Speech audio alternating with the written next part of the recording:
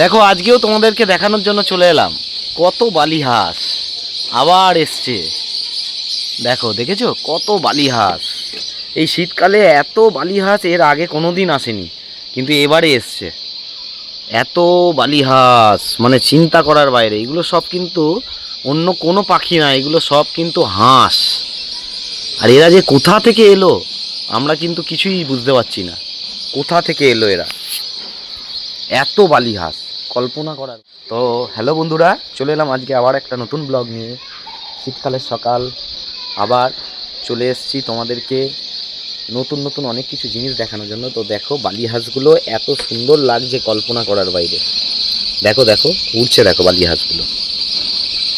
এত হাঁস এর আগে আমি কোনো দিনও দেখিনি। এরকম বালি হাঁস তোমরা দেখেছো? আমি তো জাস্ট চিড়িয়াখানায় কিছুদিন আগে গেছিলাম, সেখানে দেখেছিলাম এই বালি হাঁসগুলো। কিন্তু আজকে মানে বাড়িতে আসার পর থেকে যখন থেকে দেখেছি, এর আগের বারও তোমাদেরকে দেখিয়েছি, এখনও দেখাচ্ছি। তো এত সুন্দর এত বালি হাঁস কোথায় ছিল এরা, তো অবাক হয়ে যাচ্ছি।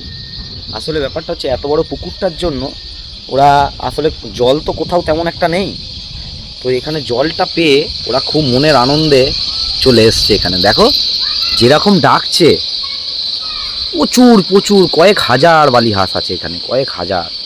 শুধু এই ঝাঁকটা না, আরও এরকম আরও ওই দিকেও আরও ঝাঁক আছে। ওই দেখো বসে আছে ওইখানে পুকুরের ওই কর্নারটা, দেখবে বসে আছে। দেখো দাঁড়াও দেখাচ্ছি, এই দেখো। হয়তো পরিষ্কার স্পষ্ট অতটা দেখা যাচ্ছে না, তাও বুঝতে পারছো। এই দেখো হয়েছে। আর এই দেখো পুচকেগুলো কোথায় খেলছে। কিরে কে ভালো খেলছে? তোজো, দেখেছো দেখেছো মালটাকে দেখো। এ তোজো, তোজো, এ তোজো, এ তোজো, তোজো, তোকে খেলা নিচ্ছে না? কে মারছে রে? এইটা মারছে। দেখো আমাকে কমপ্লেন করে দিল, না আমাকে খেলা নিচ্ছে না, আমাকে মারছে। তোজো ওদের এ তোজো, এ তোজো পারেনি। তোজো ওদের খেলা, এ তোজো ওদের খেলা বন্ধ করে দেবো। সকাল হলেই ও বাড়ি থেকে এখানে চলে আসবে ওর দাদাদের সাথে খেলার জন্য। আর দেখো আমাদের এখানে বাড়ি হয়েছিল, তখন বালি রাখা হয়েছিল, তো সেই বালিগুলোর ওপরে কীরকম জঙ্গল হয়ে গেছে। সেই জঙ্গলগুলো বাবা পরিষ্কার করছে, দিয়ে বালিগুলোকে বার করছে, দেখেছো? সেই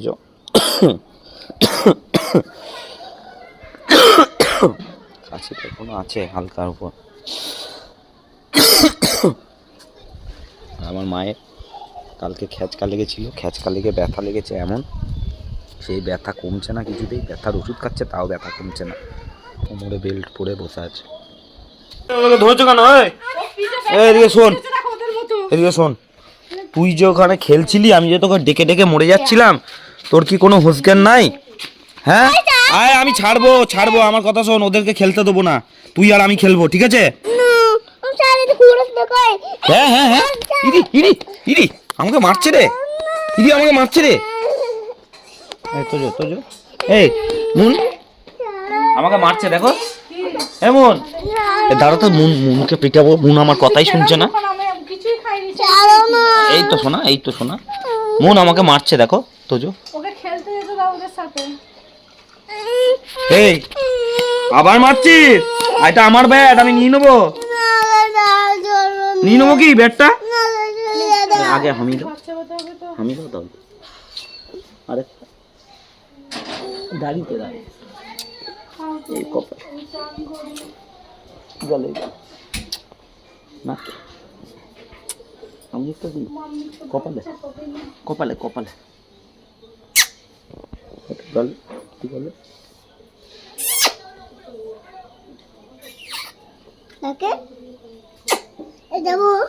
নুনকে একটা দিয়ে আসো। নুন তোমাকে একটা হামি দেবে, তোমার তাড়াতাড়ি তাড়াতাড়ি, আগে না হলে ছাড়বো না। এই পালালো রে, ধত্ত ধত্ত ধত্ত ধত্ত ধত্ত।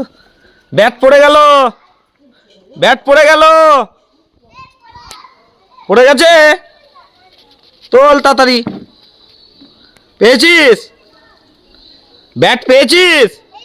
কি ওটা? ইস, ব্যাটটা নে, দাদাদের কাছে চলে যা। খচ্চরে খচ্চর এক নম্বরে। বলছি নুনকে একটা হামি দে, আর দেয় নাই, পালিয়েছে। মানে আমাদের বাড়ির পাশে এই পুকুরটার জন্য না আমাদের সব থেকে বেশি ঠান্ডা লাগে, জানো তো। মানে যদি পুকুর না থাকতো, যদি আশেপাশে বাড়ি থাকতো, তাহলে হয়তো এতটা ইয়ে হতো না, কিন্তু পুকুরটার জন্য প্রচণ্ড মানে ঠান্ডা লাগে। আর ঠান্ডায় আমাদের সবারই খুব কষ্ট হয়। মায়ের পাঁজরে লেগেছে, মানে ঠান্ডা লেগেই লেগেছে। তার মধ্যে সবার, তোমাদের এই দিদি ভাইয়ের, ওরও সেই সাইনাসের প্রবলেম। কালকে ওকে ভাপ নেওয়া করেছি গরম জলে, আমিও ভাপ নিয়েছি। কী করবো, শুধুমাত্র পুকুরের জন্য হাওয়াটা, মানে চরম হাওয়াটা কত আটকে রাখা যাবে। আর উত্তর দিকে, মানে আমার বাড়ির উত্তর দিকে পুকুর, আর উত্তর দিক দিয়ে হাওয়াটা আসে শীতে, সেই জন্য এত কষ্ট হয়, মানে সে কি বলবো। এমন মা নামলো, মা, হ্যাঁ যাই, মায়ের জন্য ওষুধটা নিয়ে আসি। থাক, তুমি আর করো না, কষ্ট হলেও কি করবে বলো, কিচ্ছু করার নেই। ও কি করেছে? এ মা, তুবড়ে দিয়েছো? ওই জন্য আমাকে এসে কি বলছে শোন। দাঁড়া ওকে ছাড়। বলতে বুঝিয়েছে, আমাকে এসে বলছে যে মোর অন্য ব্যাট দাও। আমি তখনই ধরেছি কেসটা কি হলো, যে ব্যাটটা ভেঙে দিয়েছিস। বলছে কই না তো, বলছি সত্যি কথা বল। বলছি আমি তো করে ভেঙেছি, কত করে ভেঙেছিস? কই দেখি কেমন ভেঙেছিস, কই দেখ বোঝা যাচ্ছে। এই দেখো তুই ছাড় না, এই দেখো এখানটা আমি কিরকম টুকরো দিয়েছি দেখো, বোঝা যাচ্ছে না ঠিক মতো। তুই ছাড়, তুই ছাড়। দাঁড়া, ওকে দেখাতে দে। ওকে দেখাতে দে, ওর অন্যায় ওকে দেখাতে দে। ও দেখাক ও কি করেছে, কি করেছো দেখাও তো। তোজো কিছু হয়নি, কিছুই হয়নি, তাহলে ওটাতেই খেলো। তাহলে ওটাতেই খেল না। দেখা ওটা কি করেছিস। শোন, ওর মাকে আজকে বলে দিয়েছে যে আমাকে ব্যাডমিন্টন এনে দেবে। ওর মা বলেছে আজকেই তোকে কিনে দেবো, তাই তো? নতুন চলে আসবে তো, তাই তো? বল, তখন তোর আমার এই ব্যাটের দরকার নেই। আর তখন এইটা তোর উপরেই থাকবে আবার। বলে কি?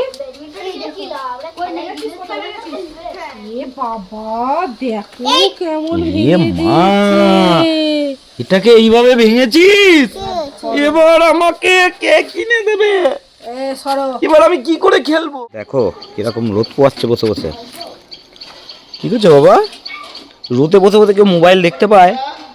হ্যাঁ, গেম খেলছিস? হ্যাঁ না, খাবো না। কেন? ভালো লাগে। ভিটামিন সি, ডি, ই সব আছে এটার মধ্যে, বুঝতে পারলি? শীতকালে এত গাজরের স্বাদ এত সুন্দর হয়ে যায়, বলার মতো না। ধর, আমি একটু খাই, বাঁ হাতে ধর, বাঁ হাতে। শীতকালে গাজরের স্বাদ দারুণ হয়। এখনই চেয়ারে চাইলে।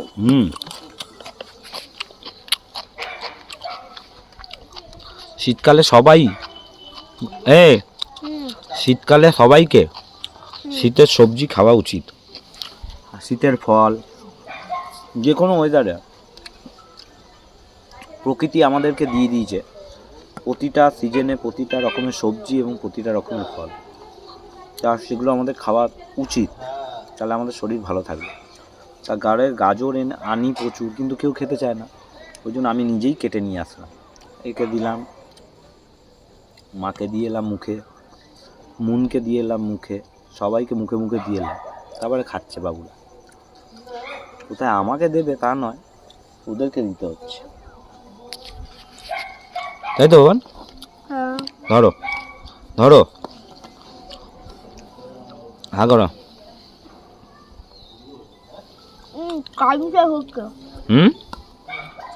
আচ্ছা, তুই একটা গায়ে সোয়েটার দিসনি কেন? হ্যাঁ, হাওয়াটা দিচ্ছে তো? হাওয়াটা দিচ্ছে তো? ঠিক আছে, তাহলে চলো, তোমরাও এইভাবে গাজর কুচি কুচি করে কেটে খাবে, দেখবে দারুণ লাগবে। তো আজকের মতো ব্লগটা আমরা এখানেই শেষ করছি। পারলে যদি ভালো লাগে চ্যানেলটাকে সাবস্ক্রাইব করে ভিডিওতে অবশ্যই একটা লাইক দিয়ে দিও। Thank you for watching, bye by.